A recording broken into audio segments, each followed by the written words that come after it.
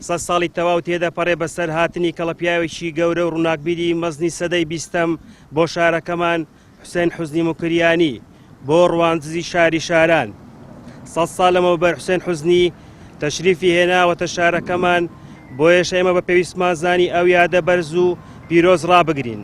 و لە ساڵی 2000شەوە ماڵی حوسێن حوزنی موکریانی لە هاوڵەتێک کراوەتەوە لایەن سەندیکای ڕۆژنامەنووسانی کوردستان.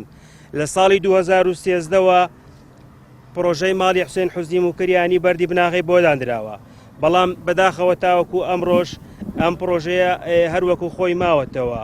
وەکو لە بەیاننامەکەشدا باسمان لێوە کرد بەڕاستی فشاری ڕۆژنامەنووسان و سەندیکای ڕۆژنامەنووسان و ئیدارەی شارەکە وای کردووە کە حکوومەت بەڵێنی ئەوەی داوە لە کابینەی نوێ ئەو پرۆژەیە جێبەجێ بکرێت. بەداخەوە ڕاستە پرۆژەکە تاخیر بوو، بەڵام ئەوەی بزانین لەگەڵ خانەوادەی ماڵی حوسێن حوزنی موکریانی هەندێک کتێبین لەسەر دیزاینەکە هەبووە کە دیزاینەکە بە جۆرێک بووە و ئیدی گۆڕانکەی لە دیزاینەکەی کرا ئەوانە هەمویان پاسا و هۆکارن کە پرۆژەکە دواکەوتووە، بەڵام بەڕاستی زۆر دواکەوتووە و هیواداریشین لە کابینەی نوێ حکوومەت بەڵێنەکەی باتەست. ئەوانەی ئیمزایان کردووە مەلا تاهیر ئەفەندی، مەلا سعید ئەفەندی زادە، مەلا عومەر مەلا ئەسعەد، خەیلانی زادە مەلا عەبدولکەریم، خەیلانی زادە موحسین، مەلا سعید ئەفەندی، خەیلانی زادە مەلا ئەسعەد.